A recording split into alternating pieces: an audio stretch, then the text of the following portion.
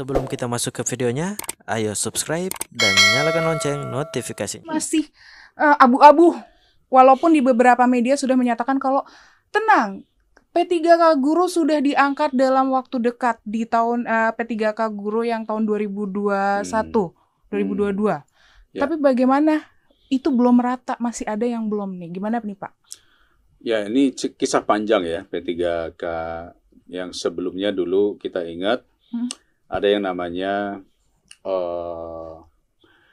guru honorer yang belum terangkat. Saya lupa namanya apa ya dulu, P2 atau apa gitu ya, P1 atau P2. P1, gitu P2 ya. itu. Nah, memang kalau kita lihat pada era zaman Pak SBY itu sempat mengangkat jumlah PNS itu sampai 1 juta lebih ya, di antaranya guru paling banyak juga.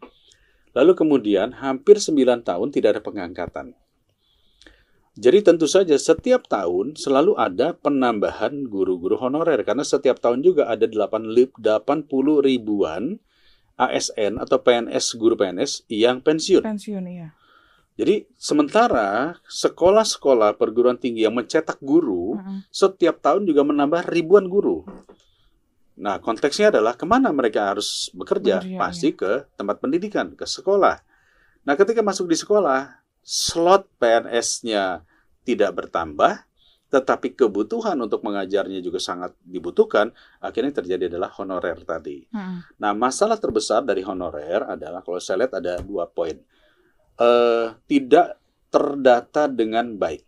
Yang pertama, artinya kadang-kadang juga ya karena berdasarkan kenal, karena berdasarkan mungkin karena ini family atau nggak tega, udahlah kamu jadi honorer. Ya. Yang kedua, ini juga permasalahannya, karena faktor tim sukses. Ketika ada bupati, kepala daerah, sebagai hadiah bagi tim sukses, kamu jadi honorer. Asas hutang budi itu ya, pembalasan itu ya. Nah, faktor inilah yang membuat akhirnya antara demand and supply, antara kebutuhan dunia pendidikan dengan supply-nya kadang-kadang tidak sinkron. Yang dibutuhkan guru matematika, tapi yang masuk di sana mungkin ya ada guru agama, ada guru yang lainnya, dan seterusnya. Jadi ketika ini menjadi tidak sesuai antara rasio kebutuhan dengan penyiapan, maka yang terjadi ada over, ya kita sebutnya oversupply honorer di satu sekolah. Saya pernah ketemu ada satu sekolah yang honorernya itu ada 60. ASN-nya hanya 3 atau 4. Jadi saya lihat kok banyak sekali gitu ya. Ada yang honorernya hanya 2, ASN-nya 8. Juga ada juga seperti itu. Jadi menurut saya rasio perbandingan inilah yang harusnya kita fixkan, rasio perbandingan dan kompetensi daripada guru itu sendiri. Nah, kami perjuangkan ini sejak tahun 2000, ketika saya masih di Komisi 9, saya memperjuangkan bidan, dokter, perawat ya, yang honorer untuk masuk. Hampir 49.000 lah yang masuk pada saat itu. Sementara yang guru ini ratusan ribu, jumlahnya hampir pada saat itu hampir 400.000. Pemerintah menjanjikan untuk secara bertahap akan diberikan kesempatan. Lalu kemudian 2019 kami perjuangkan kembali, ketika saya masuk sebagai pimpinan Komisi 10, kami perjuangkan kembali saya sekali lagi saya lupa istilahnya P1 atau P2 itu tadi ya. Ternyata aturan baru ASN harus melewati tes. Akhirnya kami desak pemerintah, kementerian untuk membuat peta jalan kebutuhan atau roadmap kebutuhan guru. Ya, tenaga pendidik, guru. Maka dibuatlah guru dulu. Ternyata kebutuhan sampai tahun 2024 atau 2025 itu kebutuhannya adalah sekitar 1.100.000 sekian guru. Maka segera buatkan formasi untuk 1 juta sekian guru. Akhirnya Kemendikbud menyiapkan kita butuh 1 juta guru sampai 2024. Berarti yang saat ini ngantri bisa masuk sini, tapi karena Undang-Undang ASN harus melewati tes. Maka kami bilang lagi, beri afirmasi. Maka diberilah afirmasi. Jadi yang usia 50 tahun ke atas, saya lupa ya, berapa tahun? 50 tahun 5 ada. tahun ke atas itu free 100% afirmasi. Lalu yang 35 tahun ke atas ada afirmasi 30% atau berapa gitu ya. 10% untuk 10%. Loloslah ini. Lolos 200.000, bahkan terus kemudian melalui afirmasi lolos lagi 300.000. Saat ini sudah lolos 500.000. Berarti masih ada sisa 500 masih banyak. Dari 500.000 ini yang sudah dapat SK itu 400.000 sekian. Ada sekitar mungkin 100.000 atau 60.000 lebih yang belum dapat SK. Dan itu masih jadi PR. Masih jadi PR. Nah, tapi kita masih mau ngebahas lebih banyak, tapi kita harus break dulu nih Pak sejenak.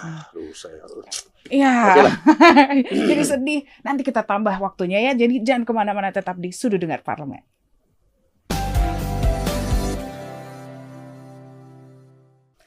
Kembali lagi di Sudut Dengar Parlemen. Nah, pemirsa dan pendengar, baik di Radio Parlemen maupun RRI, kita lanjutkan lagi pembahasan kita. Tadi kita lanjutkan, Pak, berarti masih banyak nih PR-nya. Masih ada, tadi dari 1 juta udah ke angka 500 Belum, bukan keangkat. Sebetulnya yang sudah lolos ini kurang lebih 500.000. Yang sudah terserap itu ada sekitar mungkin 400 ribuan ya. Ini presentasinya dari Kemendikbud ya kepada kami.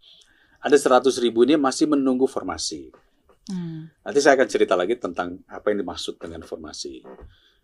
Ada yang sudah 60.000 sekian, yang sudah lolos, sudah ada formasinya, sudah ada SK-nya, tetapi belum bekerja. Kenapa? Banyak faktor. Ya, banyak faktor, dan akhirnya kemarin itu salah satu faktor terbesar adalah ketika awal disiapkan, kebutuhan kita 1 juta. Ini kan mestinya datang dari daerah. Kebutuhan tiap-tiap daerah kita membutuhkan, misalnya satu kabupaten ada yang 4.000 guru, ada yang 5.000 guru, dan maka muncullah angka 1 juta tadi. Jadi bukan ujuk-ujuk Kemendikbud langsung 1 juta 1 nih, juta, enggak. iya. Kebutuhan. Nah, daerah, ini yang perlu supaya kawan-kawan semua juga mendengar. Daerah itu awalnya dia pikir dana dari pusat itu berarti pusat yang membayar gaji. Jadi diusulkanlah sebanyak-banyaknya. Ya. Syarat tentu harus melewati tes. Lalu kemudian Kementerian Keuangan mengatakan betul dana dari pusat melalui DAU pendidikan yang diturunkan. Nah, DAU pendidikan selama ini memang diturunkan. Jadi saya harus jelaskan juga. Kalau kita berbicara APBN kita, 20% daripada APBN kita kurang lebih 600 triliun. Kurang lebih 600 triliun. Bahkan bisa lebih. Ya, 640. Ya. Nah, itulah 20% APBN kita untuk fungsi pendidikan. Dari fungsi pendidikan itu turun ke daerah berupa DAU dan DAK pendidikan. 60% dari 600 triliun. Jadi kurang lebih 360 triliun turun ke daerah. Oleh daerah ini dicap sebagai 20%-nya mereka masuk ke APBD.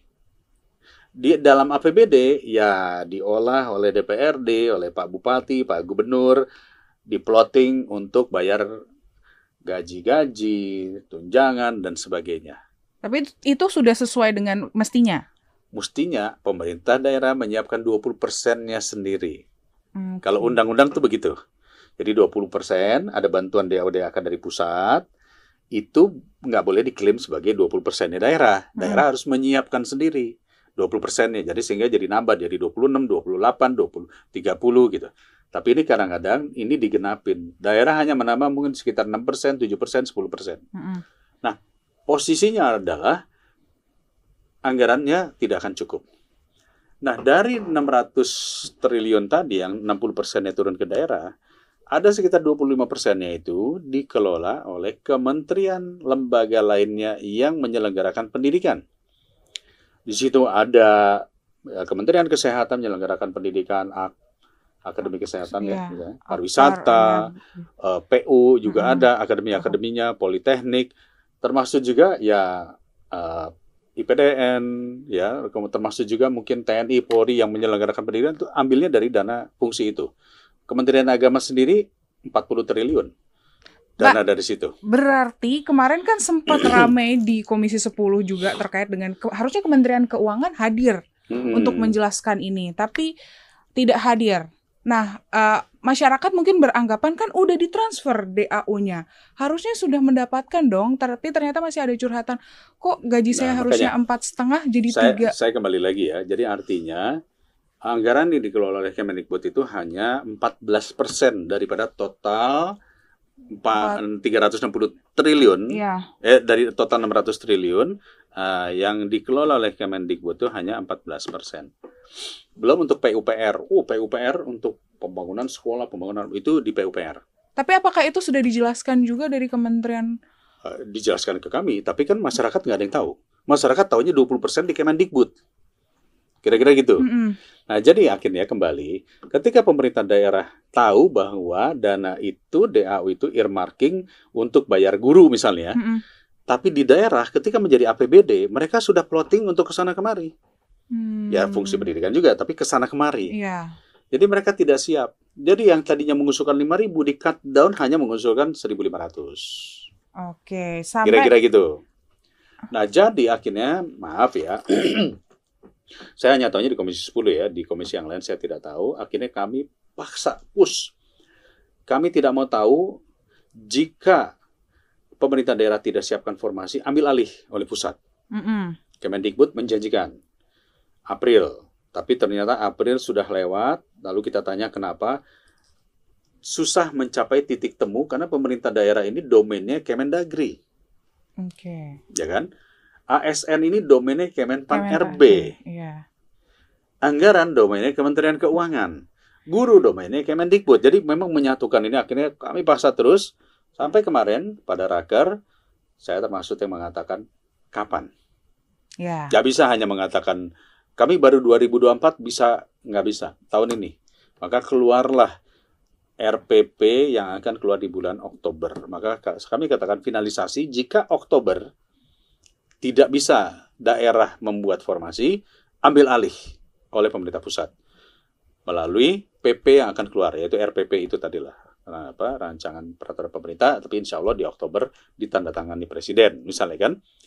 Artinya setelah itu pemerintah pusat wajib menyiapkan formasi. Bagaimana cara menyiapkan formasi? Karena yang butuhkan kan daerah. Maka disitulah muncullah ide gagasan kami akan menyiapkan melalui sistem aplikasi kebutuhan diminta langsung oleh sekolah. Oke, ya. Kira-kira begitu. Dan ada yang tiga cara penyelesaian yang sudah dipaparkan oleh Menteri Pendidikan. Nah, tapi gimana dengan ini kan yang kemarin aja belum terselesaikan nih Pak. Belum ada yang dapat tunjangan, belum ada penempatan. Tapi ternyata sudah dibuka lagi nih CPNS. Dan kemungkinan juga akan mengangkat guru-guru, tenaga pendidikan. Pak, ternyata kita harus break dulu, tapi jawabnya nanti ya Pak ya. Jadi udah di ujung mulut nih. Iya, cepet banget ini, nggak kerasa kalau ngebahas soal ini. Jadi jangan kemana-mana ya, tetap di Sudut Dengar Parlemen.